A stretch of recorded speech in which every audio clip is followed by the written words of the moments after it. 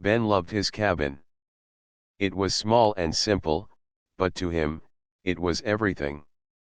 Nestled deep in the woods, far from the noise of the city, it was a place where he could be alone with his thoughts.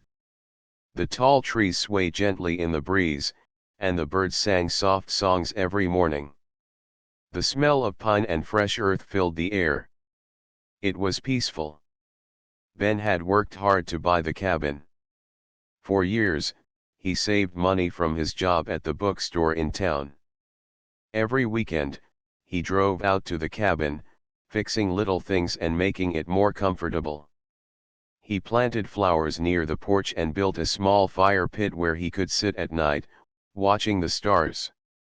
It was his dream. For a long time, nothing bothered Ben. The neighbors were quiet and kept to themselves. The local homeowners association, or HOA, sent him letters now and then, but they were simple reminders about rules like keeping the lawn neat or parking in certain places.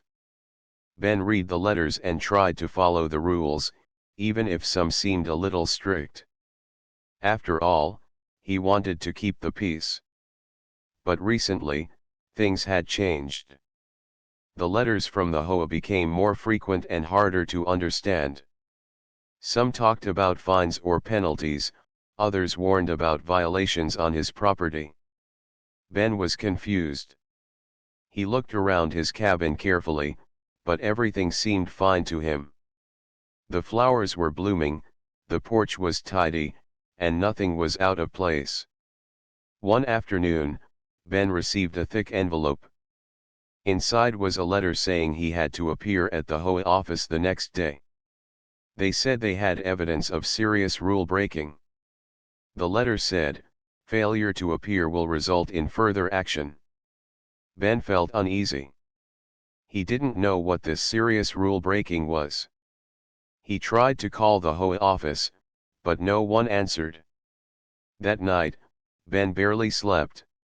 He sat on the porch with a cup of tea, staring at the dark woods.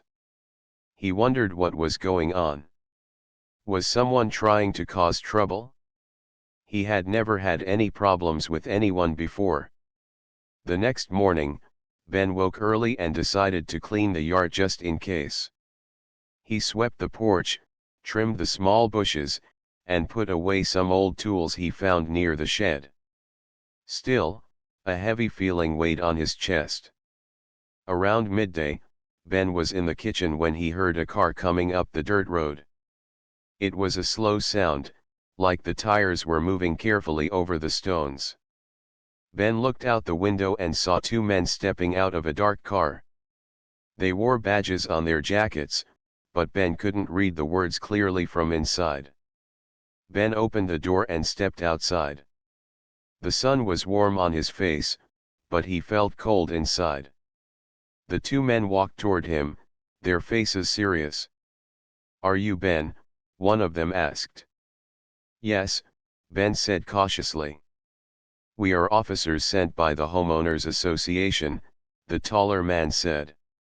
"We have orders to arrest you for violating HOA rules." Ben's heart stopped. Arrest? Over his cabin? He blinked, not sure he heard right. Arrest? "I don't understand," Ben said. "What did I do wrong?" The officer showed Ben a small folder. Inside were pictures of the cabin and the yard. The photos looked normal to Ben, nothing unusual. The officer explained, "You have ignored multiple notices about unauthorized construction and landscaping changes." Ben shook his head. "I haven't made any changes that break the rules. I follow everything." The second man, who had been quiet, spoke for the first time. "You need to come with us now." Ben felt panic rising, but he tried to stay calm. "I don't want to cause trouble. Can I see proof? Or talk to someone from the HOA?" The men looked at each other for a moment. Then the taller one said, "We don't have time for that. We have orders to detain you." Ben's mind raced. Something didn't feel right. The men wore badges, but their behavior seemed rushed and strange. He looked closely at their badges again. They were shiny, but the letters were not clear, almost like a sticker. The men's uniforms were different too, no official patches or name tags.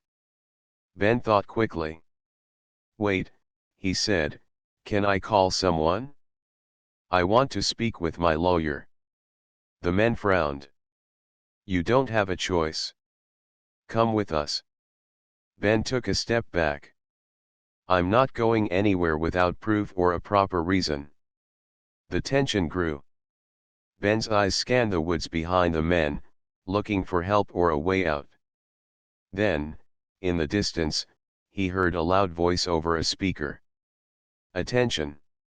This is a live FBI drill. All participants, stay in position." Ben froze. The two men looked confused and quickly dropped their act. The badges they wore were fake, part of the drill. They were actors, pretending to be officers for training. Ben's heart slowed, and he breathed deeply. The real FBI agents appeared from behind the trees, smiling and nodding. "You did great staying calm," said one agent. "This drill was designed to test reactions in a real situation." Ben laughed softly, relief flooding his body. What a strange day. The actors apologized for the confusion and explained the drill was planned for the area. The HOA fake officers had unknowingly walked right into it. Ben looked at his cabin, the peaceful trees, and felt grateful. Today, his quiet refuge had faced unexpected trouble, but in the end, it remained safe. After the surprise of the FBI drill, Ben felt a mix of relief and confusion. The men who had come to arrest him were not real officers at all. They were part of a training exercise, but why had they claimed to be sent by the HOA? And what was the real reason the HOA was acting so strangely toward him lately? Ben watched as the FBI agents packed up their equipment and left the woods. The fake officers apologized again, their faces a little embarrassed. Ben nodded, but his mind was full of questions. When the noise of the cars disappeared down the road, Ben closed the door to his cabin and sat at the small wooden table in the kitchen. He poured himself a glass of water and thought hard. The HOA had never been this aggressive before. Letters threatening arrest over property violations were new and frightening. Could it be a mistake? Or was someone in the HOA trying to cause problems for him? Maybe there was a misunderstanding that needed fixing. Ben decided he needed to find answers. First, he called the HOA office. After several rings, a woman answered. Her voice was polite but firm. "Hello, this is the HOA office," she said. "Hi, my name is Ben," he began.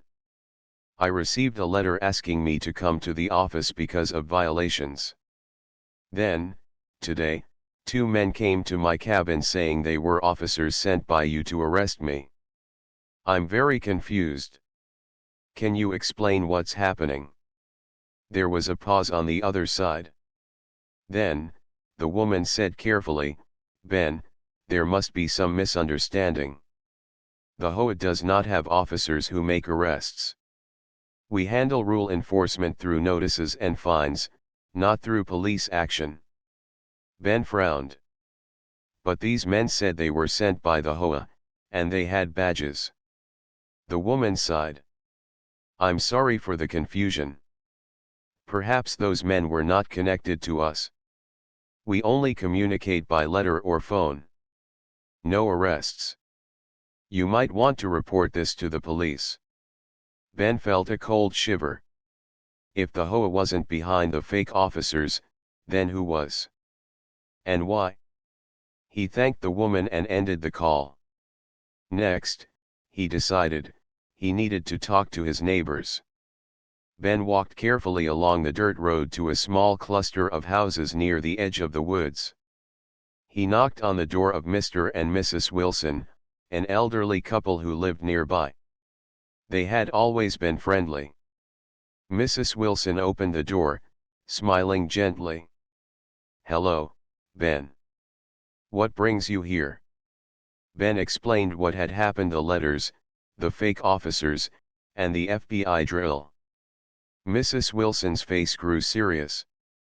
"That sounds very strange, Ben. I've heard some stories about people trying to scare neighbors here. There's been talk of people pretending to be HOA officials or other officers to get control over properties." Mr. Wilson nodded. "Yes, some folks believe it's a way to push people out or make them sell their homes. But it's only rumors. I don't know who would do such a thing." Ben thanked the Wilsons and walked back to his cabin, his mind racing. If it wasn't the HOA, and if it wasn't the police, then who would want to scare him? And for what reason? That night, Ben couldn't sleep. He sat by the fire pit outside, staring at the stars. The peaceful night seemed the same, but inside, he felt uneasy. The next day, Ben decided to visit the local police station in town. He wanted to report the fake officers and find out if anyone else had faced similar problems. At the station, Ben spoke with Officer Ramirez, a kind woman who listened carefully. "I'm worried someone is pretending to be an officer," Ben said. "They came to my cabin, said they were from the HOA, and tried to arrest me. But it was part of an FBI drill, so it was confusing." Officer Ramirez nodded thoughtfully.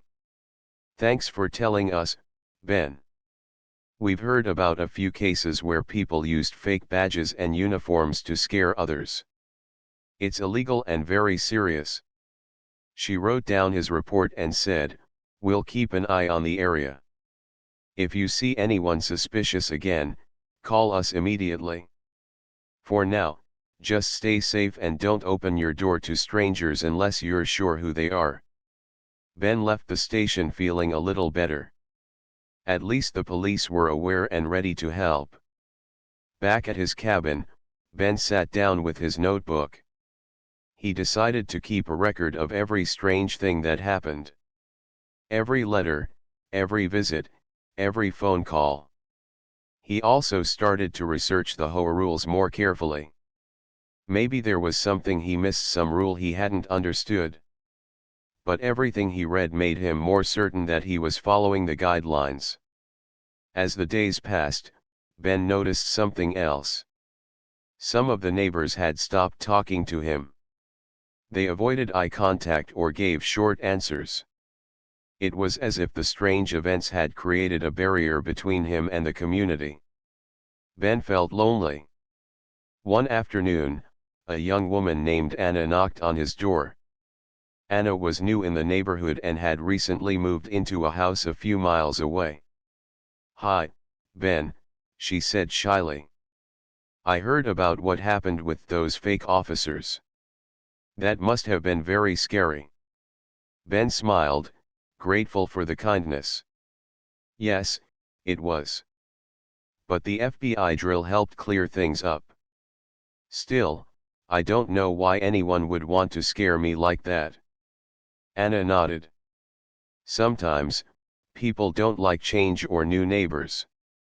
Or maybe they have other reasons. But you shouldn't feel alone. I'm here if you want to talk or need help." Ben felt a small warmth in his heart. Maybe he wasn't as alone as he thought. That evening, Ben and Anna sat by the fire pit, sharing stories and dreams. For the first time in weeks, Ben felt hope. He decided he would keep fighting to protect his cabin and find out the truth about the strange events. Because this cabin was more than just a building. It was his home. And he would not give it up without a fight. After spending the evening talking with Anna, Ben felt more hopeful. It was good to have someone who understood, someone to share his worries and dreams with. The quiet cabin didn't feel quite so lonely anymore. But the strange events were far from over. The next morning, Ben found something unusual waiting for him on his porch. A letter, carefully folded and sealed with a plain red sticker. It was different from the usual HOA notices or bills. There was no return address, no name. Ben's hands trembled slightly as he opened it. The letter read, "Ben, we know what you are doing. Stop asking questions. Stay away from the HOA office. This is for your own good." No signature. No explanation. Ben's heart pounded. Who could have sent this? Was it a warning? Or something more? He read the note again, slowly, trying to understand. The words were simple, but the meaning was clear.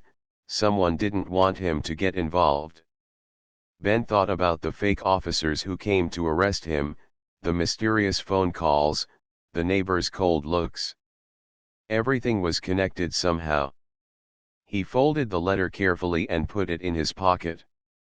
Then he went inside to call Anna.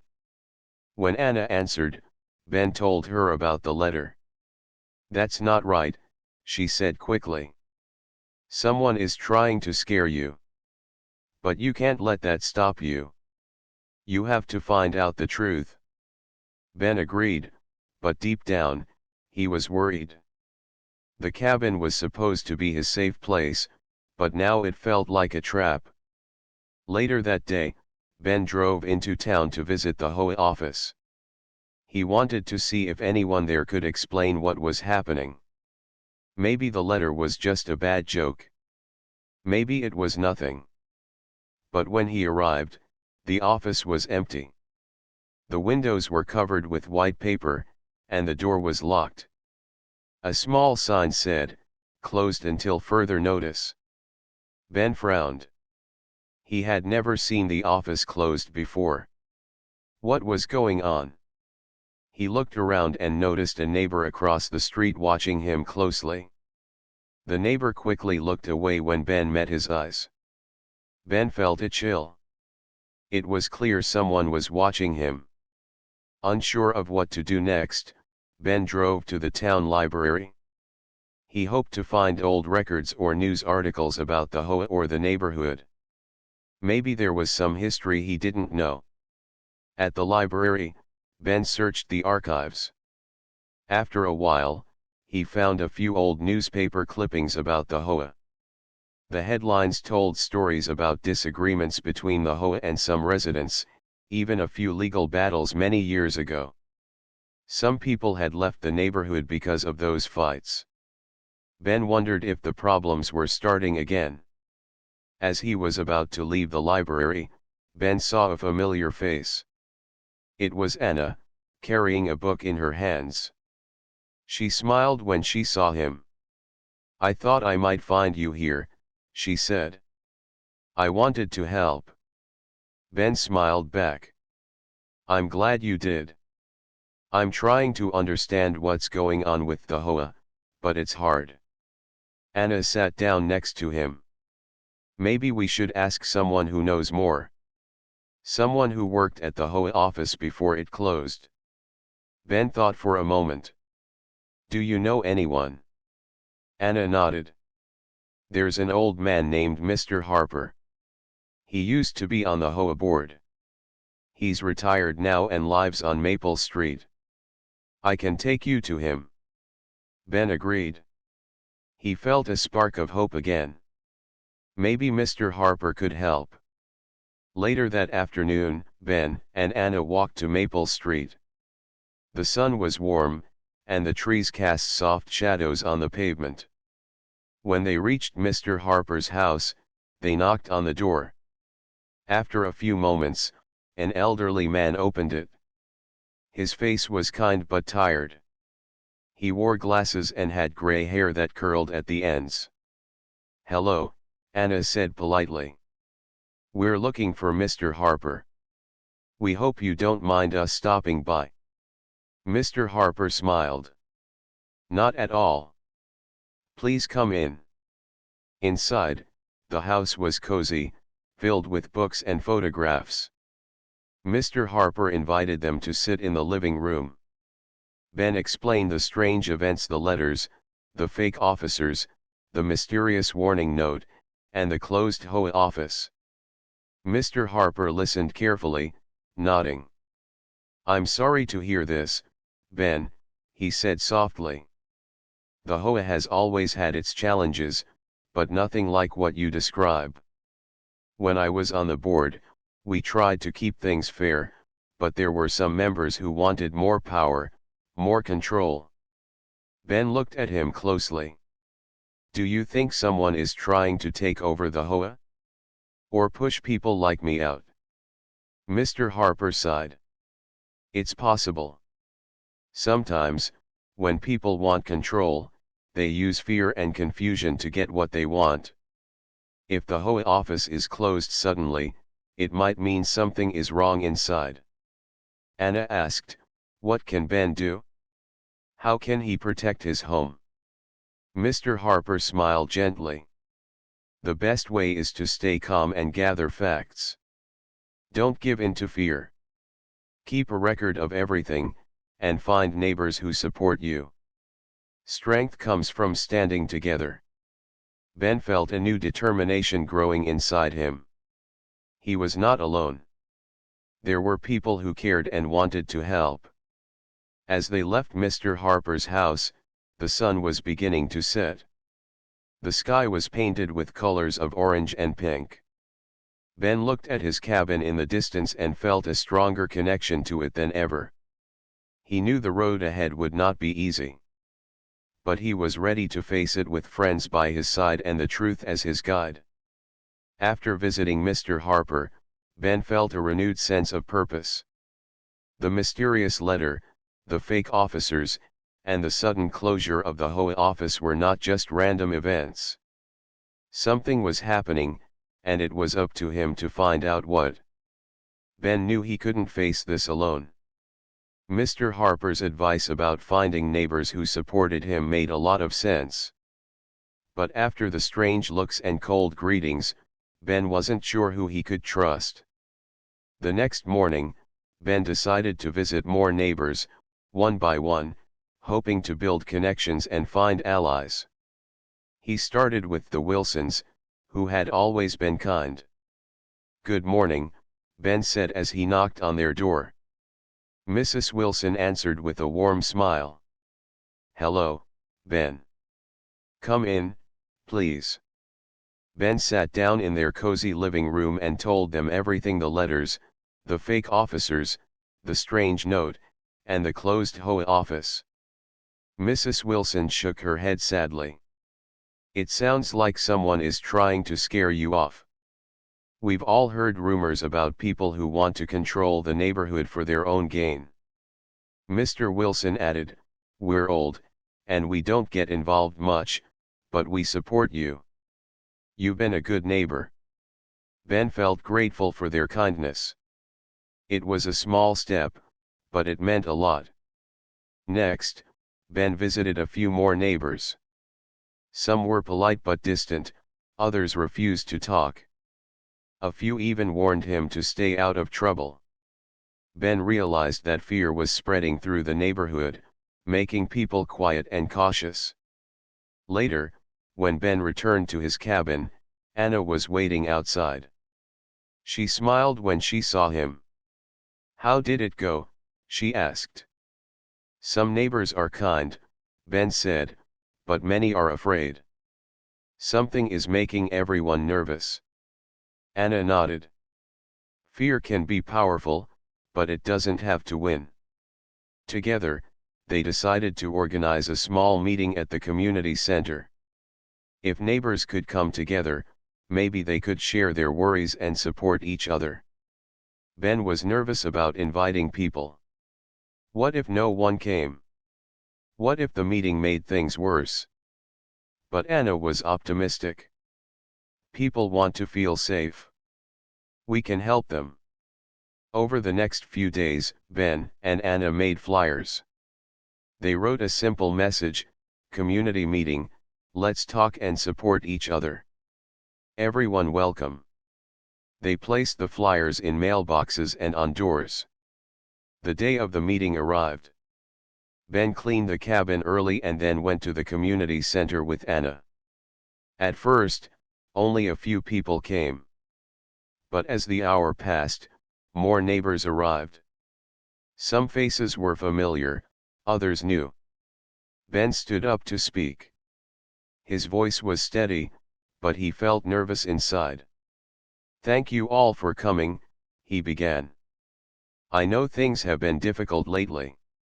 Strange letters, fake officers, and worries about the HOA. I wanted us to come together, share what we know, and support each other." One by one, neighbors spoke. Some shared stories of strange visits or mysterious phone calls. Others talked about rumors they had heard. The room was quiet but full of concern. Anna spoke next. "We don't have all the answers yet, but together, we are stronger. We can watch out for each other and keep our neighborhood safe." Mr. Wilson was there, nodding. Even some of the quieter neighbors stayed to listen. By the end of the meeting, Ben felt hope. For the first time in weeks, he saw a community ready to stand together. After the meeting, a man named Tom approached Ben. Tom was new to the neighborhood but worked in the local government office. "I want to help," Tom said. "I know a few people who might have information about the HOA and what's happening." Ben smiled. "Thank you, Tom. That means a lot." Over the next few days, Tom shared news and documents about the HOA. It seemed the organization had been facing internal problems for some time. Some members wanted to take control by any means, even by scaring others away. Ben was angry but also determined. He wasn't going to let fear win. One evening, as Ben and Anna sat by the fire pit, Ben looked at the stars and said, "I'm glad you're here. I couldn't do this alone." Anna smiled. "You don't have to. We're stronger together." Just then, a soft knock came at the door. Ben opened it to find Mr. Harper, holding a small box. "I thought you might like this," Mr. Harper said with a wink. Inside the box were old photographs of the neighborhood, showing happy moments and community events. "Remember," Mr. Harper said, "this neighborhood has a history of friendship and support. Don't lose hope." Ben thanked him, feeling warmth spread through his chest. As the days passed, Ben's confidence grew. The community meeting had helped break the silence. People began talking more, watching out for one another. Ben knew the road ahead was still uncertain. The HOA mystery was not solved yet, and the fake officers and strange letters were still questions to be answered. But now, Ben was not just a man alone in a cabin. He was part of a community ready to face challenges together. The quiet woods around his cabin still whispered their peaceful songs, and Ben listened with hope. Ben's life had changed in ways he never expected. What began as a quiet existence in his cabin had turned into a mystery that touched the entire neighborhood. The fake officers, the strange letters, the closed HOA office, all signs that something deeper was going on. With the support of Anna, Mr. Harper, and a growing number of neighbors, Ben felt stronger. But he knew that hope alone wouldn't solve the problem. They needed answers. One afternoon, Tom, the neighbor who worked in local government, came to visit Ben at the cabin. He carried a folder filled with papers and photographs. "I found some important information about the HOA," Tom said as he sat down at the kitchen table. "It looks like there's been a fight inside the HOA board for months. Some members want to take control by pushing others out. They've been using unfair rules and even false claims to scare people." Ben looked through the papers carefully. There were letters, meeting notes, and photos of property inspections. Some inspections seemed unfair or exaggerated. Ben's own cabin was mentioned in some reports, with claims that didn't match reality. "It's like they want to take over everything," Ben said quietly. "But why?" Tom shrugged. "Power, money, control. It happens in communities sometimes. People forget the purpose of groups like the HOA and start thinking about what they can gain." Ben felt anger rise but also a determination to stop them. "Can we do anything about it?" Ben asked. Tom nodded. "Yes, but we need proof and support. We have to show the community what's really happening." That evening, Ben, Anna, and Tom met with Mr. Harper and a few trusted neighbors. They planned how to collect evidence and spread the truth. Ben took the lead, organizing regular meetings and encouraging neighbors to share their experiences. Ben also contacted a local reporter he had met at the bookstore. The reporter, Sarah, was interested in writing a story about the HOA troubles and the fake officers. Sarah promised to look into the case carefully. Meanwhile, strange things kept happening.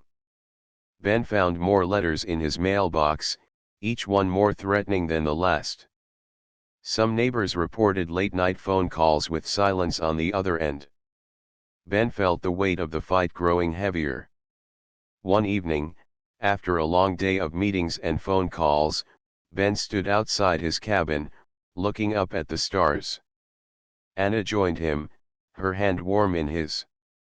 "We're doing the right thing," she said softly. "But it's hard." Ben nodded. "I'm afraid this could get worse before it gets better."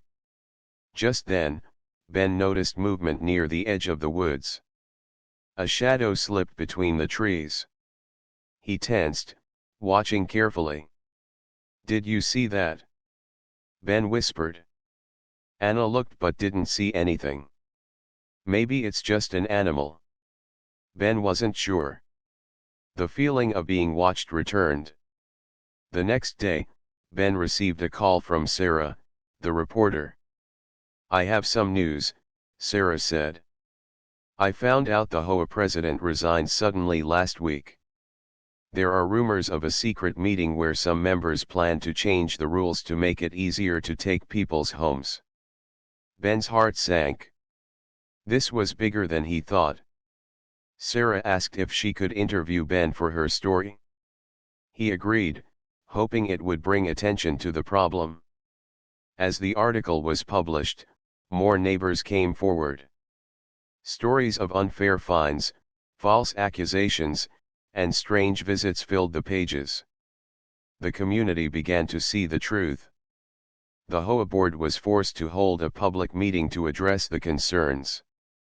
Ben and Anna attended with many neighbors, ready to ask questions and demand answers. At the meeting, some board members denied everything.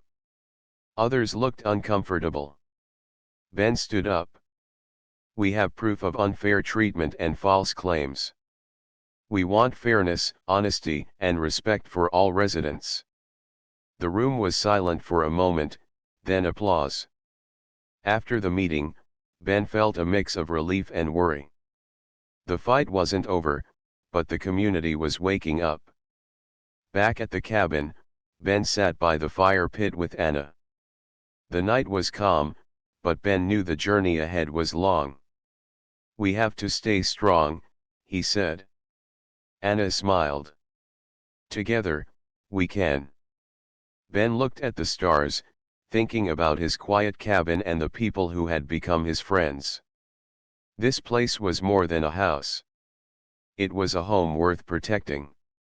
And Ben was ready to protect it no matter what came next. The community meeting had changed everything. More neighbors were speaking up, and the unfair actions of the HOA board were coming to light.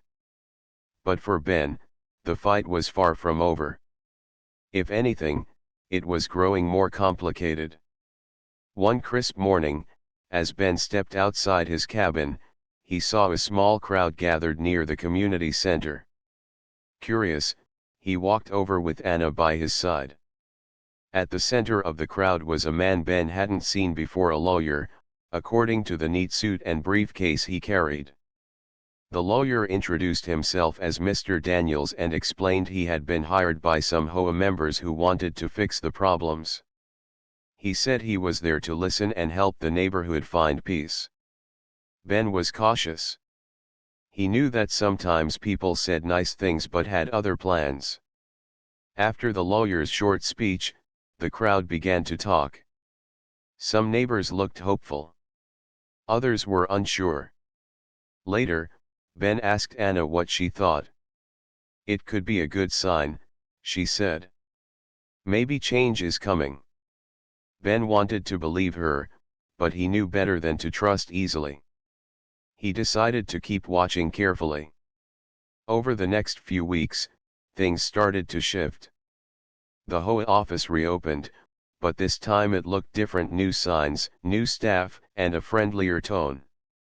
Ben received a letter from the HOA, not threatening but inviting residents to participate in a new community council. The letter promised fairness and respect. Ben felt cautious hope. He shared the news with Anna and Mr. Harper. Mr. Harper smiled. "This might be the chance we've been waiting for."